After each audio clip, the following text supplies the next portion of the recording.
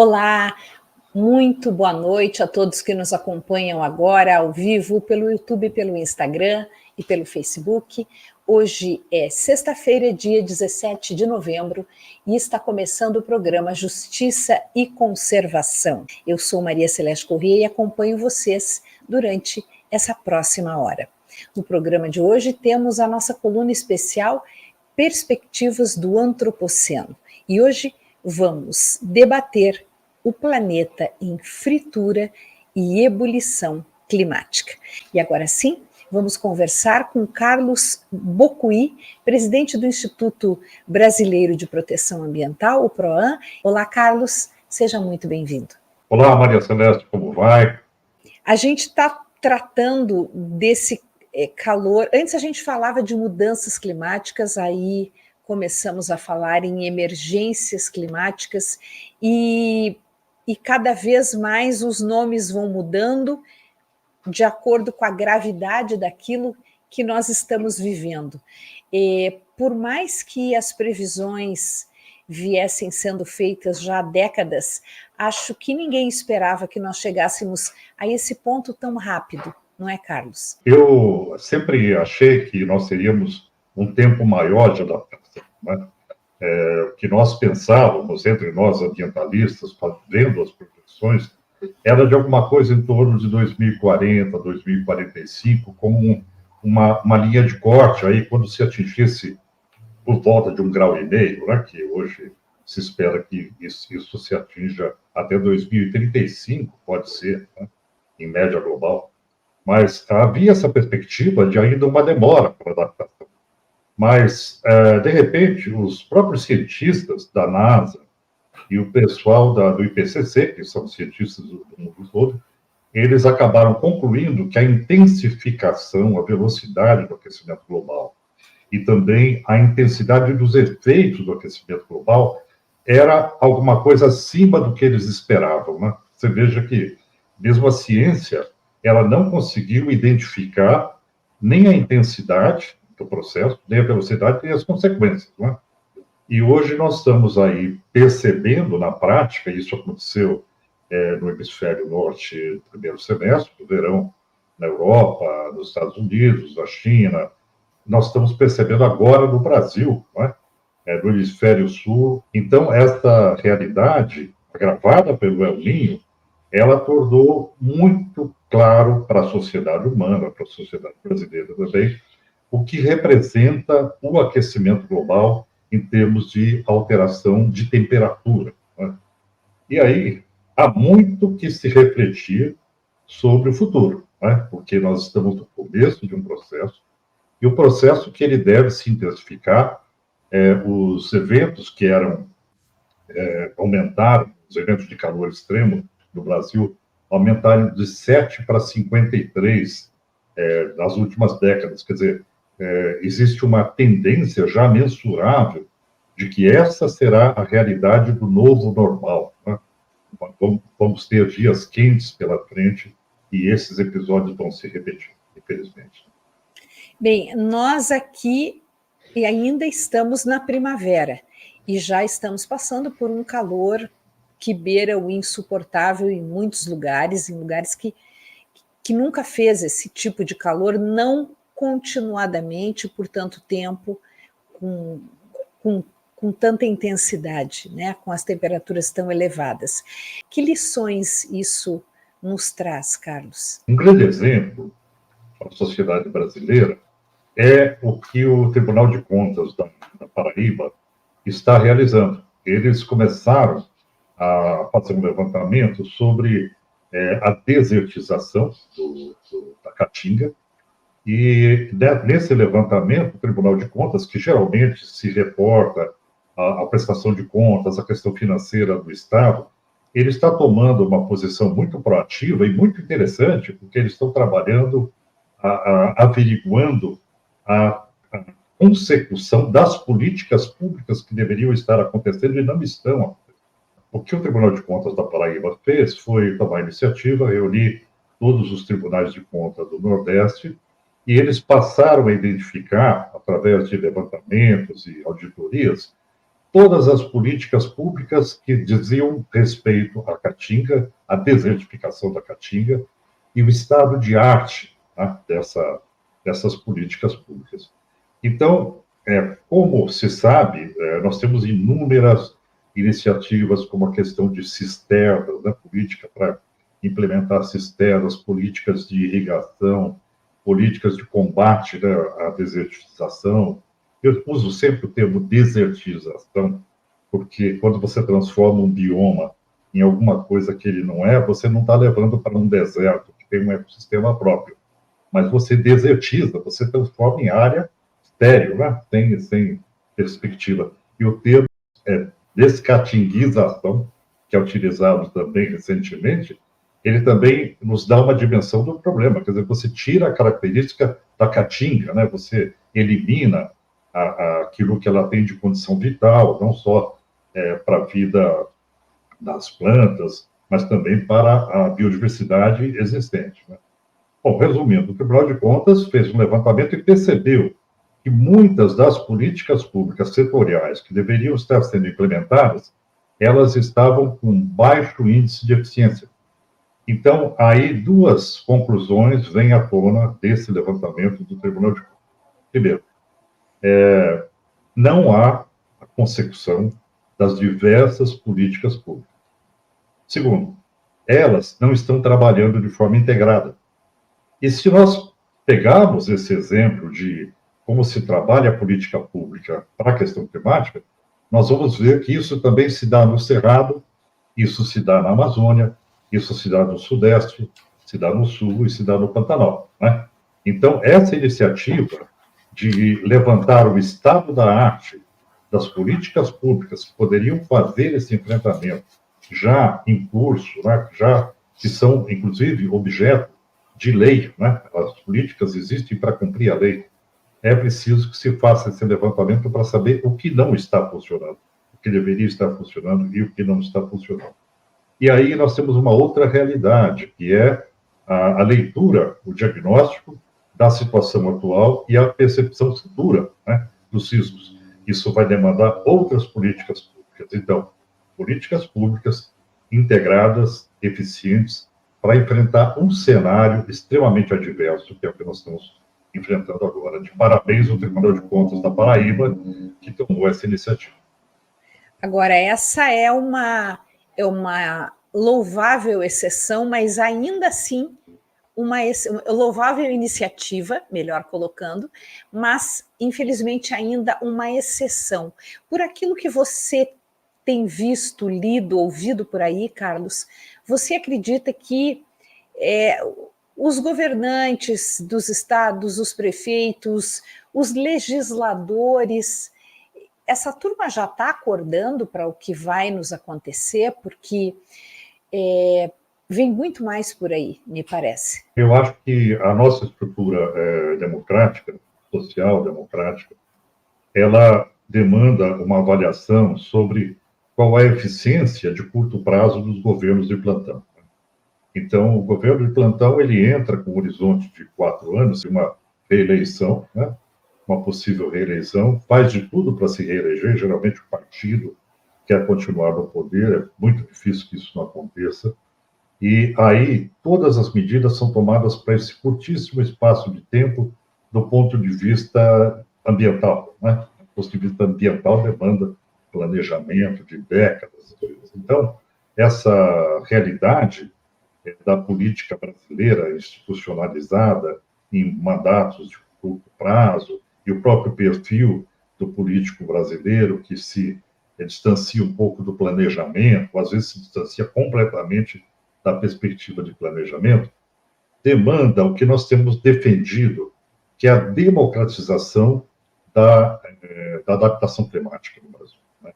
Que as populações diretamente afetadas, e nós vemos agora que toda a população brasileira, de alguma forma, foi afetada. Houve muitas mortes no Brasil, porque acima de 29 graus, você dobra o número de óbitos. Esse dado é da Faculdade de Saúde Pública de São Paulo. Mas, além disso, todo mundo perdeu um pouco em termos de qualidade de vida, né? Quer dizer, essa população afetada, ela deve ser empoderada, deve ter meios para se organizar, para que ela reivindique dos governos o seu direito. Esse direito a uma política pública permanente, não é? Então, a questão climática no Brasil, ela deve deixar de ser um elemento apenas de trabalho no âmbito da academia, da ciência, mas deve ser um elemento a ser incorporado no direito à informação da sociedade. A sociedade tem no Brasil esse direito à informação do risco que ela corre. E nesse direito à informação, também que se incorpore à sociedade no direito de acompanhar todos os processos que dizem respeito às mudanças climáticas. E aí vem a questão do controle social, né? Então, eu acho que esse é o aspecto que nós devemos trabalhar hoje. Nós temos que sair da velha política paternalista de solução dos problemas pelo gestor público apenas, mas empoderando a sociedade para que a sociedade faça uma cobrança efetiva de políticas públicas de médio e longo prazo, né? Então, eu tenho, particularmente, trabalhado muito nesse aspecto da democratização. E são soluções diversas, distintas para cada lugar, né? Isso precisa ser regionalizado, localizado, talvez mudanças até em planos diretores. Eu lembro que recentemente você fez críticas ao plano diretor da cidade de São Paulo. Grandes cidades não estão preparadas para esse enfrentamento à crise climática, e isso tem muito a ver também com a formação artificial de ilhas de calor, porque quando você sobe grandes prédios em determinadas áreas, atendendo a interesses econômicos, setor imobiliário, etc., etc., você também evita a circulação de ar, e isso para a gente agora se tornou dramático, se tornou crucial, não é? A ilha de calor, ela é um bom exemplo do que nós não devemos fazer, né? Porque a ilha de calor, ela é uma área de cidade muito concretada, onde você tem verticalização também, que às vezes impede a circulação dos ventos, a refrigeração. E essas ilhas de calor, elas provocam um efeito que é diferente do calor habitual, porque elas retêm calor, e quando à noite o mundo refresca, você tem uma temperatura mais amena, porque o sol foi embora, né? Essas ilhas de calor, elas continuam a produzir o efeito do sol, que é o calor, porque elas estão quentes e refletem o seu efeito para a sociedade. Que relação isso tem com o organismo humano? O organismo humano, durante o dia, quem não tem ar-condicionado, quem trabalha ao ar livre, ou quem tem dificuldade de refrigeração no seu imóvel, com ventilação boa, passa por um problema que os organismos que estão acima de 36 graus aquecidos, eles não têm o tempo à noite de resfriamento que seria saudável para que você mantenha o metabolismo. Então, as ilhas de calor na cidade fazem esse efeito, elas mantêm o calor mesmo naquele período que a sociedade deveria passar por um processo de resfriamento do organismo. E as populações de algumas regiões, elas acabam ficando imersas, né, nessa bolha de calor, e isso vai levando, depois de um dia, 2 dias, 3 dias, a um processo não de adaptação, porque a adaptação ela é possível para o organismo quando você também resfria o organismo. Mas a manutenção contínua de uma temperatura elevada acaba levando a uma falência de determinados órgãos, né? E aí as pessoas que têm alguma comorbidade, que têm alguma dificuldade, idosos, crianças que são mais sensíveis, acabam sendo muito afetadas por esse fenômeno, né? Então, é sempre importante a gente entender que as ilhas de calor, elas têm uma relação direta com a saúde da população envolvida, né? E por que elas acontecem? Porque você tem uma verticalização excessiva, você tem uma cidade que não tem um plano diretor com conteúdo mínimo ambiental. Quando o Ministério das Cidades, toda essa legislação que estabeleceu, o Estatuto das Cidades, que estabeleceu os planos diretores, aconteceu, não se teve o cuidado de regrar, por exemplo, por uma resolução do Conselho Nacional do Meio Ambiente, qual seria o conteúdo ambiental mínimo dos planos diretores, que ficaram ao sabor do mercado, da especulação imobiliária. Então, do meu ponto de vista, existe uma lacuna nesse regramento, do ponto de vista ambiental, que deve ser saneada. Mais importante, né, e imprescindível, eu diria, agora, quando você tem esse elemento das mudanças climáticas que torna a situação muito mais agressiva à saúde dos brasileiros. Né? Seria interessante, então, uma revisão geral de planos diretores país afora, porque isso tudo é um processo, né? São feitas as proposições de mudanças, depois tem de passar pelas câmaras de vereadores, tem de ser sancionado pelo prefeito, então é um processo longo e a gente precisa de medidas cada vez mais rápidas do ponto de vista de que se resolva logo o problema. Né? Não, elas não devem ser levianas nem pouco pensadas, mas elas precisam ser ágeis, porque, como você disse, já está aumentando a taxa de mortalidade da população por causa desse calor. Então, as providências precisam ser agilizadas e esses fatores precisam ser enfrentados, ainda que não sejam, digamos, muito agradáveis para quem é gestor público, né, ter que lidar com isso, né, isso provavelmente também não dá voto, assim como o saneamento básico não dá voto, isso não deve dar voto, mas a gente tem que agir, essa que é a verdade. Eu percebo essa questão, Maria Celeste, exatamente como você coloca, a necessidade de uma ampla revisão, né, dos planos diretores, não só dos planos diretores, mas do zoneamento, né, ambiental brasileiro, no sentido de você promover um uso do solo adequado à realidade climática. As coisas estão mudando e nós temos que estar adaptados. Darwin colocava muito bem que sobrevive aquele que melhor se adapta. Né? A humanidade ela tem que seguir essa linha da adaptação. E a melhor forma de fazer isso é você ter, para planos diretores, um regramento ambiental ecológico voltado às mudanças climáticas. Porque, senão, a elaboração do plano diretor e o direcionamento acaba sendo, por exemplo, como foi o da cidade de São Paulo. O eixo do plano diretor paulista foi o sistema viário. Então, o sistema viário da cidade é esse, então eu permito a edificação favorecendo a moradia próximo do sistema viário. Né? Esqueceu-se completamente da questão da avaliação ambiental, do impacto referente às ilhas de calor. Então, quando você eleva a mobilidade urbana ao objetivo primeiro da cidade, você comete um erro crasso. Primeiro, que a mobilidade tem que mudar, você tem que ter muito mais transporte coletivo, você tem que ter muito mais possibilidade das pessoas também trabalharem em casa, que é o trabalho à distância, que é lei. Em alguns estados americanos, 20% da jornada é cumprida em casa. E a empresa que concede esse benefício aos funcionários, ela recebe um bônus nos seus impostos, né? Porque ela vai estar despressurizando a questão do tráfego, ela vai estar retirando o poluente da atmosfera, não só material particular, o ozônio, os poluentes clássicos, né, que adoecem as pessoas, mas também está tirando o carbono.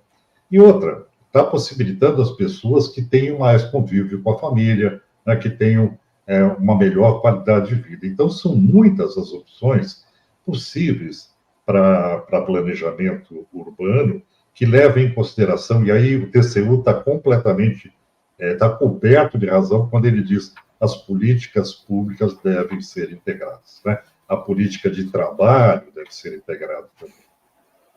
Você escreveu um artigo grande, longo, de fôlego, fazendo uma análise por região do Brasil das consequências das mudanças climáticas. Eu queria seguir como um roteiro aqui da nossa conversa esse seu texto. Acho que começando pela região norte, que hoje a gente tem muitas atenções voltadas à Amazônia,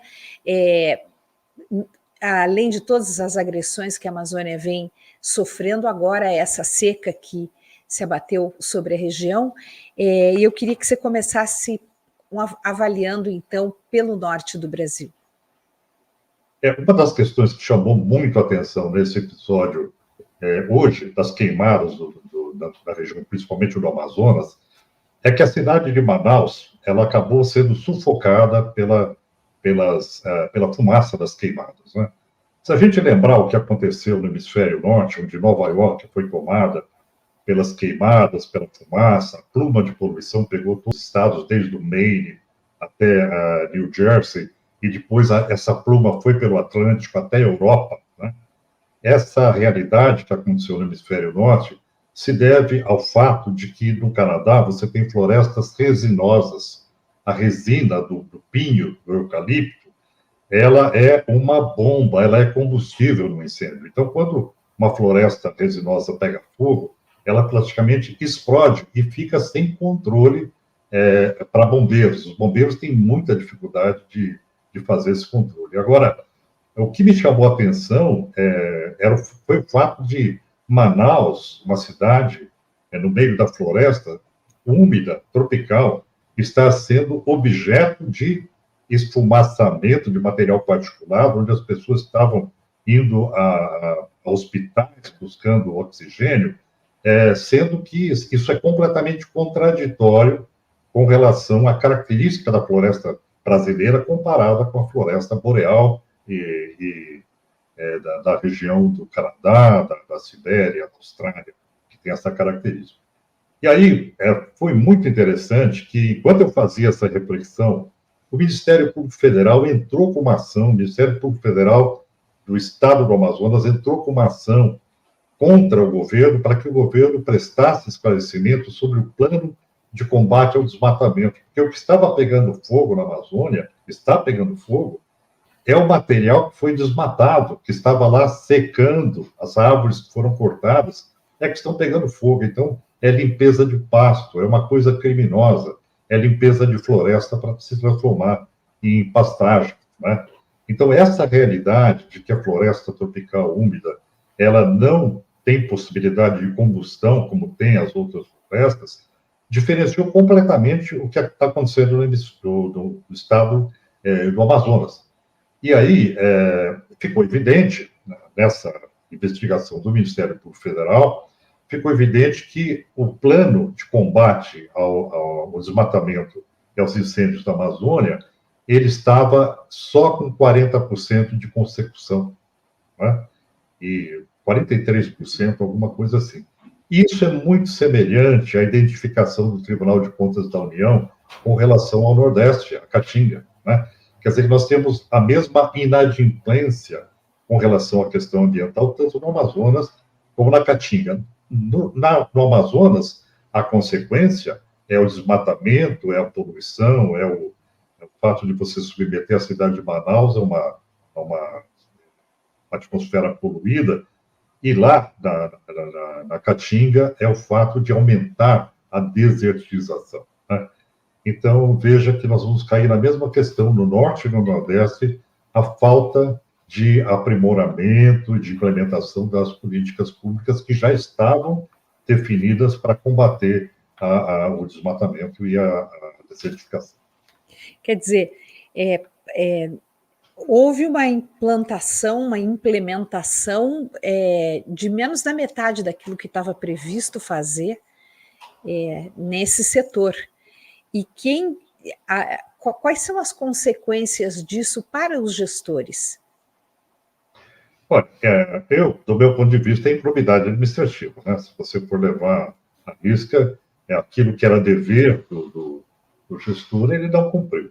Agora, é preciso a gente também fazer um recorte com relação a essa questão da Amazônia, que é a questão do El Niño. Né? O El Niño está castigando duramente a Amazônia com a seca. Né?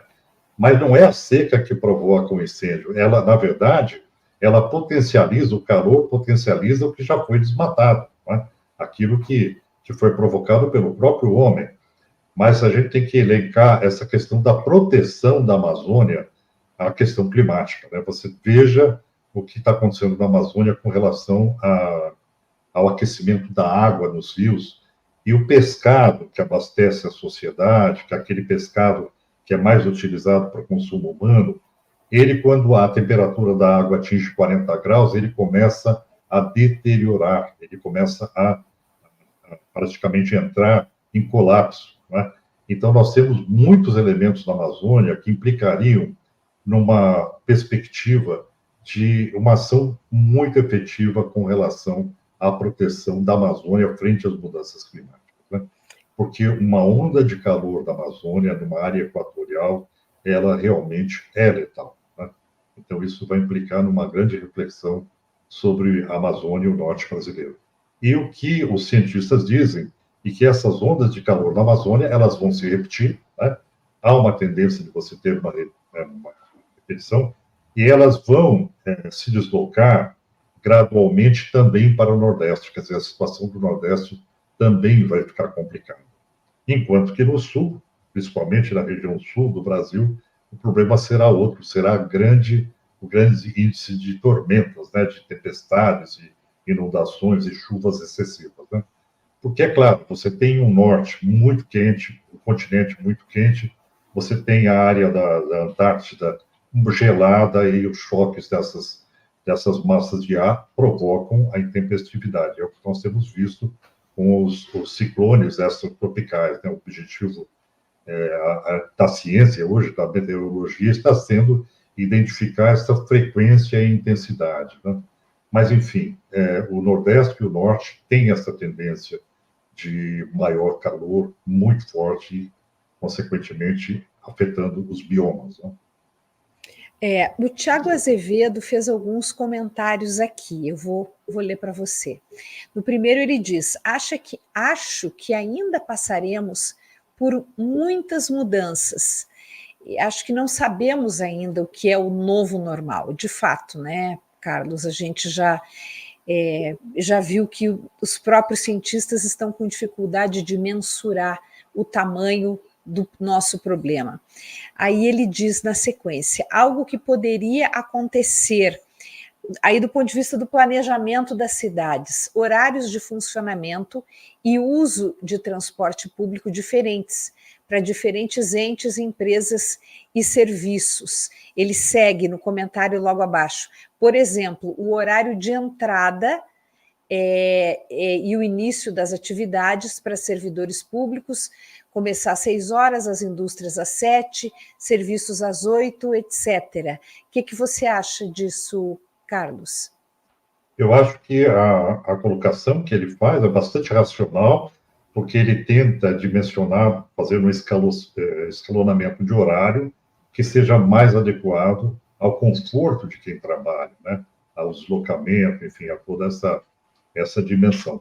E também ele tem razão quando diz que a gente não sabe exatamente o que vai acontecer, porque o que é colocado hoje pela ciência, por alguns setores mais filosóficos da ciência, é a incerteza radical, né?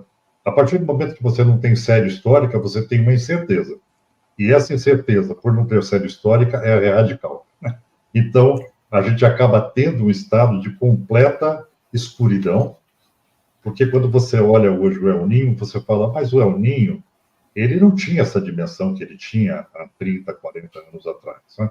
E agora o El Niño, ele tem uma dimensão global, ele não só aquece a água do Pacífico, ele, na verdade, tem uma dimensão que ele toma o planeta todo. E ele vem a cada El Niño de uma forma mais contundente, né? Então, esse acréscimo, né, nos leva àquilo que foi dito aqui, sobre o escalonamento do horário, mas também sobre riscos ambientais para tudo que você já tem em construtividade no Brasil. Tudo foi construído para atender uma série histórica X. E essa série histórica desapareceu e a gente não tem como construir outra. Então, uma incerteza radical, ela leva a essa conclusão que a gente não sabe exatamente o que vai acontecer. Por exemplo, culturas, né? Como você identificar determinadas culturas, a resistência acima de 2 graus. Essa modelagem não foi feita para muita coisa ainda. Então, essa realidade, inclusive, que afeta as commodities do Brasil, a parte agrícola, a segurança alimentar, segurança hídrica, tudo isso está para ser modelado ainda. E, provavelmente, a gente vai trabalhar com muita surpresa no caminho. Você acabou de falar dos reflexos sobre a agricultura, principalmente a agricultura intensiva, essas grandes áreas de monocultura, são setores que movimentam muito dinheiro, né? Máquinas, equipamentos, enfim, são setores que têm muita influência, inclusive, sobre a política no Brasil, sobre a legislação brasileira, haja vista que ganharam 57 bilhões em isenções fiscais, isso não é pouca coisa, né? Muito mais do que a agricultura que serve para alimentar a população brasileira, muito mais do que o dobro. Então, a gente sabe que eles têm muito poder. Você, pelo que tem ouvido, Carlos, você acredita que eles já estão percebendo, ou já perceber, tem de perceber, porque só se estivesse no outro planeta para não perceber, mas eles já estão se movimentando para tomar algumas ações, porque depende também de como se faz a agricultura no Brasil, para você conseguir cuidar da água, cuidar dos ecossistemas, os tais 20% de reserva legal que pouca gente respeita, 80% na Amazônia. Como é que você vê esse setor diante da crise climática? Olha, Maria Celeste, eu acho que a gente tem que separar essa sua pergunta em duas questões, né? Os que são profissionais da área, que trabalham com terra própria, que mantêm a sua terra para produzir, e aqueles que trabalham com capital, não importa seja onde e por quê, né? Então, quando você olha o dinheiro hoje, que fluxo financeiro global de paraísos fiscais, você vê que eles financiam a pesca predatória, que acaba contribuindo para a sociedade, porque você alimenta as pessoas, mas detona praticamente o que está no oceano, né? Então, esse capital sem ética, esse capital sem diretrizes, sem responsabilidade, sem digitais, ele é um problema seríssimo. E o que a gente vê na agricultura hoje é um pouco não, bastante dessa falta de responsabilidade sobre o papel daquela atividade econômica. Por isso que se fala tanto em environmental, social, em governance, ESG, que você tem que adaptar todo o sistema econômico a um estado de responsabilidade ambiental, social e corporativo, de transparência, etc. Então, essa situação de como se maneja o capital de uma forma irresponsável se associa no Brasil a um processo de oligarquia que vem desde o período colonial, onde esse modelo de economia ele se desenvolveu de uma forma, eu diria, sem controle e sem teias. E esse setor acabou tomando o poder político brasileiro em muitas dimensões.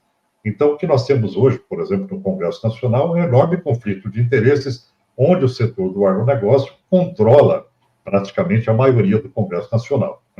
Isso demonstra o seguinte, que a democratização do Brasil, a transformação do Estado brasileiro num Estado eficiente, demandaria um dimensionamento mais adequado do perfil econômico do Brasil, mais diversificado, mais tecnológico, né?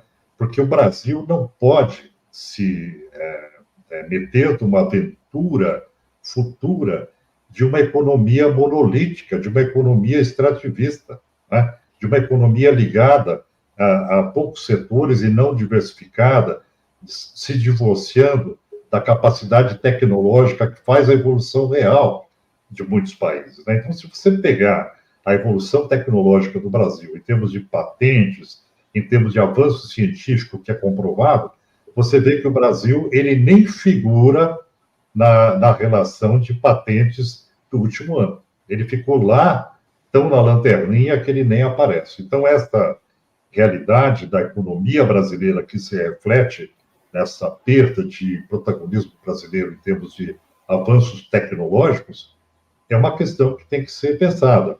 E ela também diz respeito ao poder, né, econômico, aquilo que está hoje direcionando o Brasil, em grande parte, Então, a saída para o Brasil, ela passa por um processo de adequação, mas também passa por questões estruturais, de rever a própria economia, diversificar a própria economia.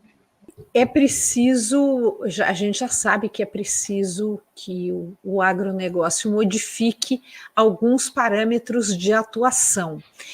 O discurso, a gente percebe que já vem mudando. Quando a gente ouve representantes do agronegócio falando sobre, por exemplo, devastação na Amazônia, normalmente o pessoal da agricultura empurra a conta para a pecuária. E dizem que, então, nem é preciso derrubar mais nada no Brasil, nenhuma árvore, porque tem muita área aberta, tem mais de 33 milhões de hectares no Brasil que já foram devastados, ou melhor, na Amazônia, e que isso tudo poderia ser ou reflorestado ou ocupado com outras atividades do setor agrícola, mas não predatórias para a natureza, como é o caso da agricultura. Quer dizer, da agricultura, perdão, da pecuária. Então, quer dizer, o discurso já vem mudando. O que eu estou tentando entender é o que eles vão mudar na prática, porque na primeira quebra grande de safra, e isso poderá acontecer em qualquer momento, eles vão ter que tomar uma providência. Não tem saída. Eu acho que nós temos um grande desafio, que é a questão da agricultura, de um processo de adaptação. Existe muita área para se promover a agricultura, existe a necessidade de um grande projeto de reflorestamento para o Brasil, como se pensou do Floran lá atrás, na década de 90, estava à frente do processo do professor Aziz Absaber, né? Então, essa realidade, ela tem que ser pensada. Com relação ao gado, o número de cabeças de gado no Brasil, no rebanho bovino, é uma coisa absurda, né? O Brasil está se tornando, tem mais gado do que gente, não é? E isso tem uma implicação direta com a questão de emissões brasileiras. A transformação do solo e a própria existência de um rebanho bovino acaba levando a um índice mais elevado de emissões no Brasil, além do desmatamento, é claro. Então, é isso que você coloca, Maria Celeste, é uma situação muito mal resolvida. O perfil da economia da agricultura brasileira, a forma como ela é praticada e sobre outras áreas florestadas, que aí é uma transformação inadequada do solo, né? E a falta da capacidade do governo brasileiro de promover um amplo processo de reflorestamento daquilo que foi desmatado. Né? Isso é uma questão que me incomoda muito com relação ao judiciário, porque você tem inúmeras sentenças judiciais no Amazonas, mas você não tem a obrigatoriedade de recomposição da área degradada na velocidade que isso deveria ser determinado, e nem como fiscalizar esse processo quando isso acontece, né? Então, aí, a política de reflorestamento do Brasil implica não só em você pensar em reflorestar para gerar menos emissão de carbono e, portanto, transformar aquela área, aquela atividade, numa atividade também lucrativa, porque você pode disponibilizar créditos de carbono no mercado. Créditos de carbono verdadeiros, porque você plantou uma floresta e, portanto, você está cobrando ou está proporcionando lucro a partir daquilo que é novo, não daquela que já está. Né? Mas, então, essa questão da pecuária, da agricultura, do reflorestamento, é uma grande equação com vários componentes que tem que ser melhor pensada. Isso depende muito de uma postura do próprio governo federal. Porque os players da grande agricultura, da agricultura extensiva, da monocultura, eles são muito poderosos, né? E isso passa também por quem vende insumos, por quem vende agrotóxicos. Isso está na mão de meia dúzia de pessoas, de empresas, de corporações no mundo todo, e eles fazem uma pressão gigantesca sobre o Brasil, assim como sobre outros países que têm na agricultura um peso muito grande na sua economia, né? Então, esse pessoal deve fazer um lobby violento, pesadíssimo, e por isso eu acredito que você tenha se referido ao governo federal, que o enfrentamento tem de passar por aí, né, Carlos? Individualmente, as associações, enfim, a sociedade civil dificilmente conseguiria enfrentar. O governo, ele tem, eu tenho dito isso frequentemente, porque eu coloco a responsabilidade sobre o governo federal pelo seguinte, porque quando você tem os poderes da República instituídos, o executivo, o legislativo, o judiciário, e você tem o legislativo que está claramente comprometido com a insustentabilidade, que o papel do legislativo tem sido mais desregrar a área ambiental do que contribuir, não é? A gente vê aí pelos projetos de lei como marco temporal e outros de licenciamento ambiental, é uma casa que hoje está priorizando a perda de conquistas sociais muito mais do que a sua consolidação. Então, o que acontece no estado desse? Você precisa do executivo mais forte. Se a República ela é constituída por 3 poderes, e esses 3 poderes conseguem determinar um equilíbrio, e na ausência do legislativo, o executivo é que tem que suprir aquilo que é constitucional, aquilo que é o direito do brasileiro, tem que defender a coisa pública. Se o governo tender por exemplo, a contemplar o centrão que é minado por esses interesses, dividindo o poder do próprio executivo para A, B ou C, para aquelas pessoas que estão diretamente envolvidas com esse poder do agronegócio que nós estamos colocando, e com essa influência que você colocou, porque na verdade, uma área econômica que ela se conversa, ela é estruturada, ela vem desde da questão de insumos agrícolas até a questão da produção. Então, você tem toda uma cadeia produtiva que ela funciona como elemento de poder econômico. Então, o papel do executivo nesse processo é muito maior. Ele tem um elemento importantíssimo para fazer isso, que é o plano de aceleração do desenvolvimento, não do crescimento, como se chama hoje, né?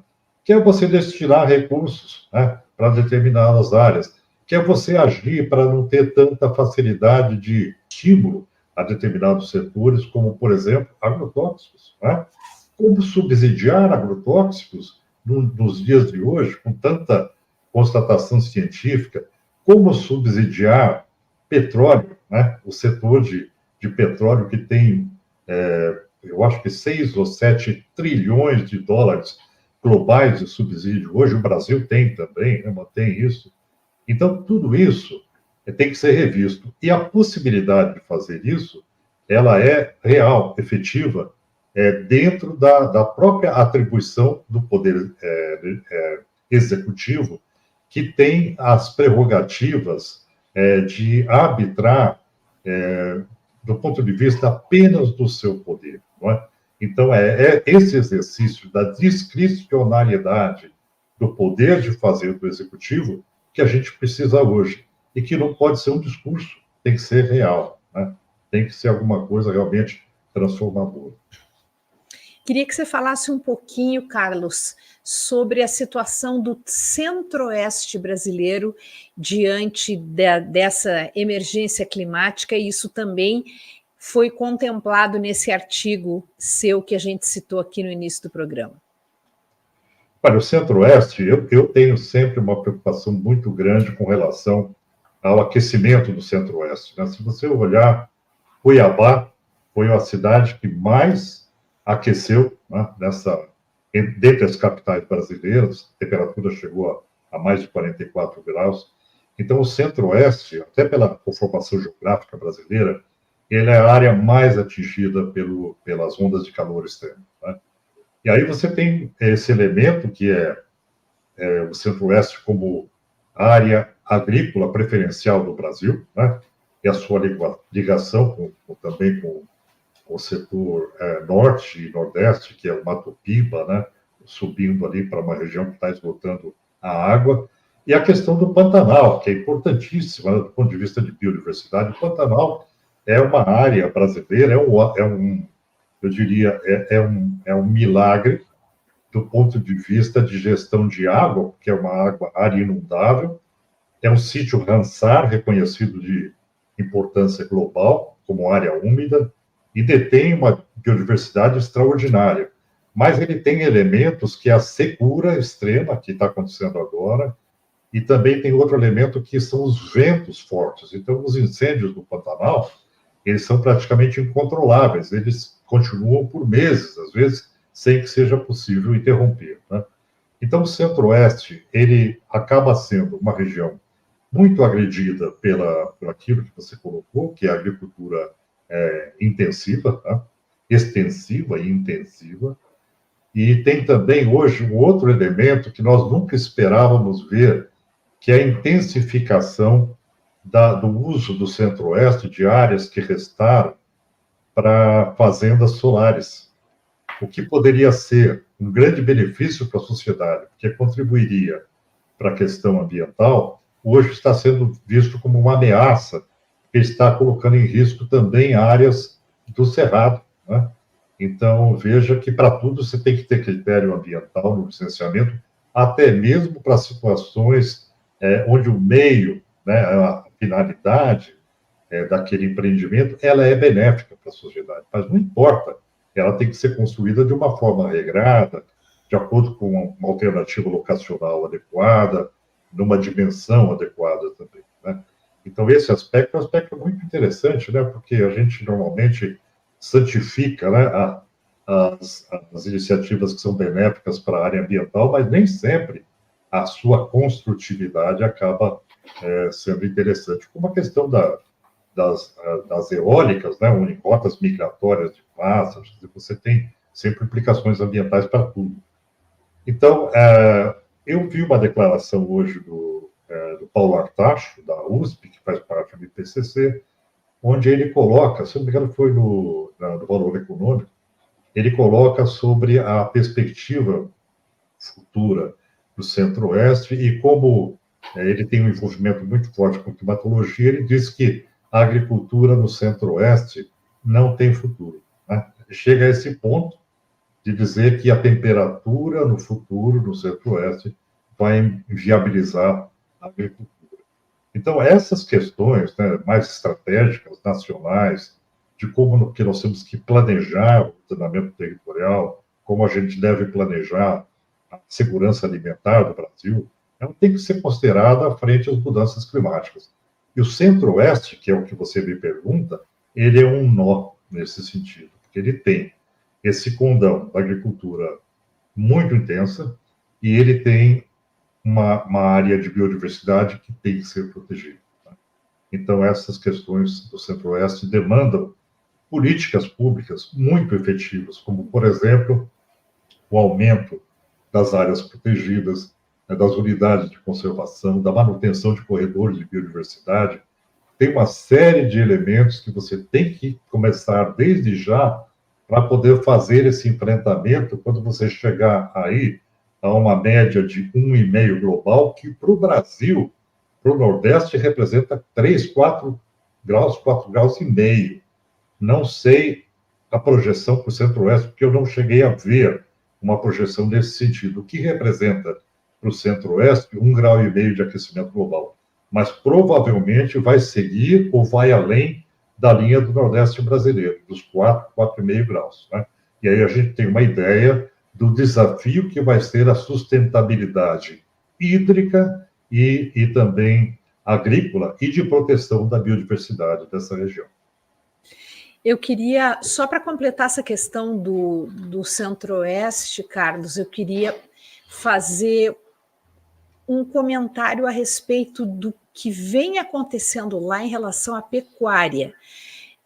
Aquela região toda inundada, é a maior planície inundável do mundo, o Pantanal, e ela se refaz, as gramíneas se refazem, o gado come essas gramíneas, quer dizer, é uma pecuária tradicionalíssima, tem muito tempo, tem mais de 100 anos, e isso funciona perfeitamente bem, em consonância com os ciclos naturais. O que está acontecendo lá agora?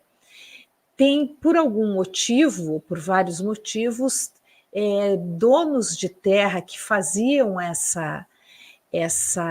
que praticavam essa pecuária tradicional estão vendendo as suas terras para quem? Para pecuaristas que praticam a pecuária intensiva, que estão tirando a vegetação nativa, plantando braquiária, que é aquela uma ou duas espécies de capins que são africanos, e desequilibrando todo o ecossistema da região. Como é que se enfrenta isso, já que as pessoas têm direito de vender as terras? O governo pode regular? Como se impede essa descaracterização da pecuária do Pantanal? Olha, Maria Celeste, quando você diz que um ecossistema ele está sendo alterado através de uma inserção de espécies exóticas, e isso está descaracterizando esse ecossistema, isso vai contra a lei da Política Nacional do Meio Ambiente. O que falta é regulamentar, não é? Então, você tem que aplicar a lei da Política Nacional do Meio Ambiente para a questão da região do Pantanal, né? Dessa troca de gramínea que é prejudicial para o ecossistema. E, além disso, não só essa questão colocada por você, mas também o aterramento das áreas lagadiças que vem ocorrendo também para ampliar as áreas de pastagem, né? Então, eu acho que isso deve ser objeto de um regramento, através de normativa específica, estudando-se a sustentabilidade do ecossistema, né? Aí você fala da pecuária tradicional, de fato, você tem a pecuária tradicional, ela é consolidada naquela região. Mas, por outro lado, você tem um índice de 3,8 milhões, 3,85 milhões de cabeças de gado na região, né? Não é uma coisa pequena, é pecuária intensiva mesmo, né? E aí o que acaba acontecendo é que você tem uma destinação disso para frigoríficos, num volume extraordinário. Eu não me lembro agora o número, mas era 75 mil cabeças a cada período, quer dizer, é um número consumido pelos grandes frigoríficos gigantesco, né? Então, esse ciclo econômico, ele acaba também provocando essa falta de regramento, né? É claro que você tem um interesse muito grande e a continuidade desse regramento acaba acontecendo. Mas essa função de propor uma adequada gestão territorial do ponto de vista da legislação brasileira cabe, sem dúvida, ao Ministério Público. Ele pode solicitar isso, né? Porque é lei, nós estamos falando aqui de aplicação da Lei da Política Nacional do Meio Ambiente, e a iniciativa cabe ao Executivo. Não tenha dúvida que a iniciativa vai aí caber ao IBAMA, principalmente, que tem essa característica de órgão ambiental nacional. Então, eu acho que isso é uma lacuna, né, que tem que ser suprida. Perfeito. Carlos, infelizmente nosso horário chegou ao fim, é sempre muito bom ouvir você. Agora vamos ficar com saudade. Só daqui a 15 dias a gente vai ter perspectivas do Antropoceno. Muito obrigada, viu, por mais essa conversa aqui conosco, e esperamos você daqui a 15 dias. Eu que agradeço. O perfil do programa de vocês é tão interessante, porque vocês trabalham com conservação, né? Mas, infelizmente, a gente tem que vir a esse programa falar sobre antropoceno, que é o excesso humano, né? Então, eu sei que é um tema árduo, né? E eu, às vezes, não me sinto nada feliz de ter que versar sobre isso. Mas nós temos que provocar políticas públicas, e veja que dessa nossa conversa de hoje, nós, pelo menos, definimos 2 ações governamentais de regulamentação que não existem e poderiam ser implementadas. Quer dizer, o debate ele é necessário, só que ele tem que prosseguir dos atores que são aqueles que têm esse dever de ofício. Com certeza. Obrigada, Carlos. Um grande abraço. Até breve. Eu que agradeço. Um abraço. Até mais. E esse foi o programa Justiça e Conservação desta sexta-feira, 17 de novembro. A todos vocês que nos acompanharam até agora, fica aqui o nosso agradecimento, o nosso carinho, o nosso abraço, o desejo de um excelente final de semana a todos vocês. E a gente se vê na segunda-feira. Até lá.